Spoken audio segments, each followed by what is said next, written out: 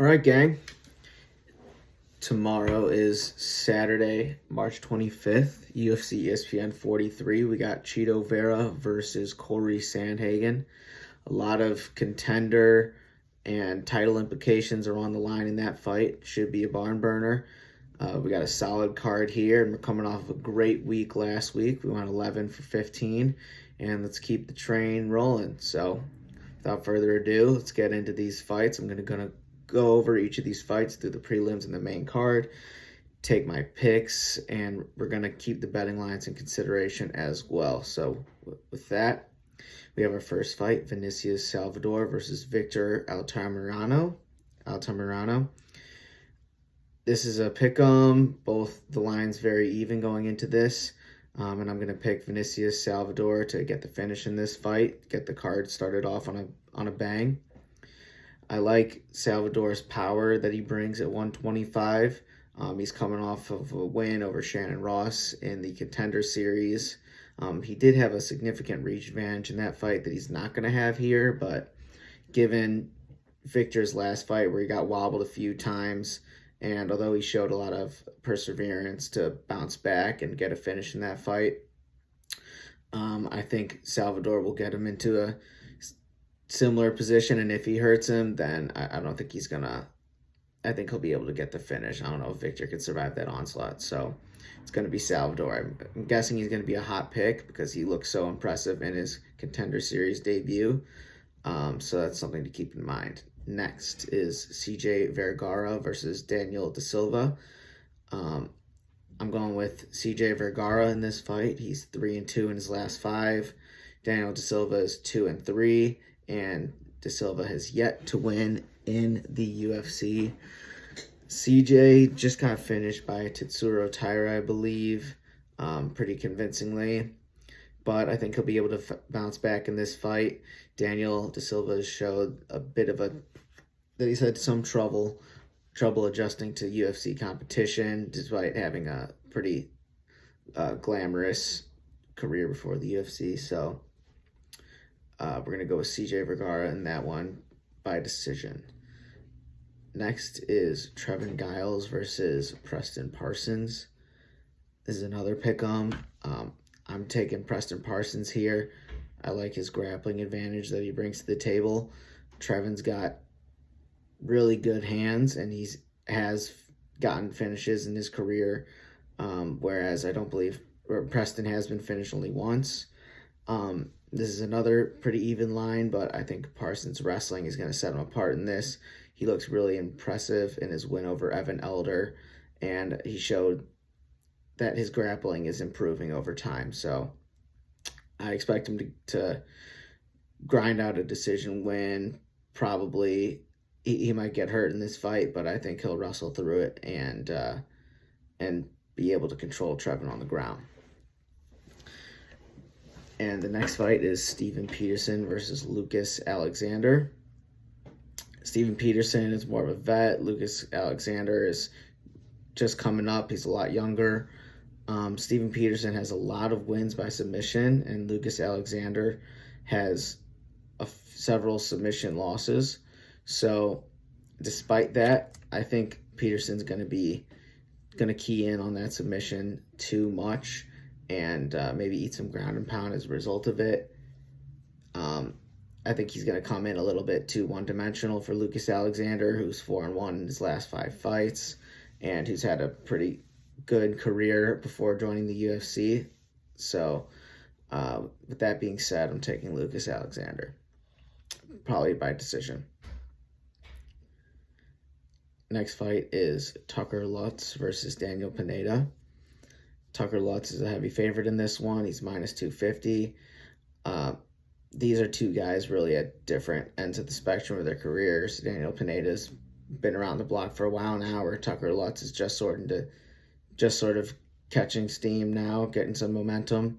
I think he'll keep on rolling through a decision win in this fight. I think Pineda's on the tail end of his career, and Tucker Lutz is just getting started. So it's going to be a Tucker Lutz decision win in that one. Moving on to the main card, We have Chidi and Jokani versus Albert Duraev. Both are 4-1 in their last 5. Chidi is a slight favorite in this one at -150. And I think Chidi will get the win here. I think he'll be able to finish Duraev, who just got finished by Buckley. Chidi has had a lot of success against wrestlers. Duraev is a pretty one-dimensional wrestler. You know what his game plan is going to be going into it, and it's just a matter of, can you stop that? I think Chidi will be able to stop that, and he's got the power to really punish Duraev, especially if Duraev gasses from trying to wrestle him the whole fight. So I think Chidi will get a win by finish, probably KO. Next up is a flyweight bout. It's Alex Perez versus Manuel Cape. I'm taking Perez in this one. He's an underdog. He's at +160. He's on a 2-fight losing streak, and 3-2 in his last 5, whereas Manuel is on a 3-fight win streak.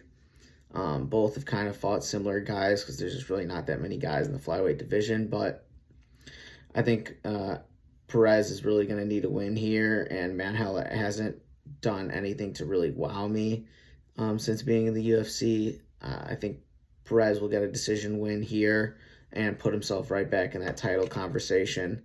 He's got a lot of experience he's got the experience advantage over Manuel, and I think that'll prove valuable. Next up is a flyweight bout, Andrea Lee versus Macy Barber. I'm actually going to go Andrea Lee in this fight. I think if last week's card taught us anything, it's that these younger up-and-comers in the women's divisions are struggling against a lot of these veterans, and that's exactly the situation we have here. Andrea Lee is a big underdog in this at +220, and I think this fight could end up similar to like the Casey O'Neill-Maya fight last week, for example, where the more seasoned veteran just comes out and shows a different level to the younger up-and-comers. So I'm going Andrea Lee. Next is a featherweight bout, Nate Landwehr versus Austin Lingo. Nate Landwehr's around a -200 favorite, whereas Lingo's at +170. And I'm liking Austin Lingo. Nate Landwehr impressed in his win over Onama, overcoming a lot of adversity. But his propensity to celebrate and want to put on a show rather than get the win concerns me. I don't think that's sustainable to be playing those games, be in an advantageous position, and then give it up and let your opponent up just to entertain the crowd, even though I love it as a fan of the sport. The guy's just absolutely electric, and they don't call him Nate the Train for nothing, but I think if he tries doing that here, Austin Lingo will make him pay, and he's not going to be willing to play the same games that Landwehr is. I think he's really looking for a win here. He's 9-1. A win against a seasoned vet like Nate would be really valuable for his career, so I think Lingo will probably punish Nate Landwehr for getting too comfortable and wanting to put on a show in this one. So I think it'll probably go to decision because you're just not going to put Landwehr out. That guy's just resilient. But I think Lingo will win in the distance. The co-main event is Holly Holm versus Yana Santos. Holly Holm is a heavy favorite, and I think she wins this one. I don't necessarily see her putting away Yana Santos, but I think she'll cruise her way to a decision win with just cleaner striking. She's about as good as you get in the women's bantamweight division at striking. She's shown zero signs of slowing down. She just signed a new deal, which means I think she's really trying to get back in that title picture, and she's more than capable of doing that. So this is going to be a big fight for getting her on track. I think she'll outlast Santos, maybe wobble her a couple times, land some good kicks, and just show a big difference in the striking game. And finally, our main event, Chito Vera versus Cory Sandhage. This is really the fight to see. This one makes the whole card. I'm totally stoked for this fight. Chito is a slight underdog at +140. and Sandhage sitting around minus 160. Both are the same age, at 30 or 31. And this is an important fight for both guys. Both looking Chito, who's on a fight streak, and Cory, who's lost a few against some of the top guys, and he's really been flirting with that top contender spot and just hasn't been able to get up there because he's had to face such stiff competition. So I don't really understand the line here. Cory is insanely skilled, but I think Chito is just as skilled as about anyone, and I think his power is really going to put him over in this fight. I think he has the best pacing in the UFC. No one knows how to carry their power well into the 5th round better than Chito, and I just really like his odds of getting a KO in the 4th or 5th round here. Once Cory Sandhagen is slowed down a little bit, Chito's going to have conserved a lot of energy, and he's going to keep that power throughout the fight.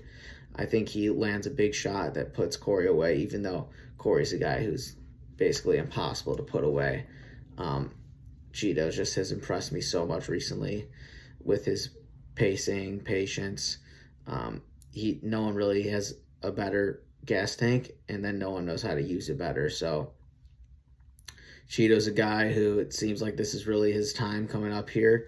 A win here, and it's going to be really hard to deny him a title shot, even though there's a bit of a line at the top with Sean O'Malley waiting in the wings, Marab, who's, I don't know if he's ever really interested in fighting for the title as long as Aljo's there. He's made it pretty clear that seems pretty content just to keep banging up guys and then letting Aljo get all the glory. So pretty questionable, but Chito, this is going to be a big win that's going to put him right up there in that top contender spot. Possibly set up a rematch with Sean, but I don't know if the UFC frankly wants to risk putting Sean up against another contender fight and have him risk losing, because he really seems like he's their next cash cow, and I think they want to set him up for success as best as they can. And he's earned, at the end of the day, he really has earned the shot. He beat Petr Yan, former champ, and he took that fight. He didn't have to take that fight, but he chose to challenge himself, and I think he should be rewarded with a title fight. But the whole title picture is getting really complicated. But that's my pick. Chito by finish in one of the later rounds, I think 4th or 5th round. He's going to sting Sandhagen and probably not put his lights out, but maybe set up a TKO. So those are the picks. Let's keep it going, boys, and excited for Saturday night. Let's get it.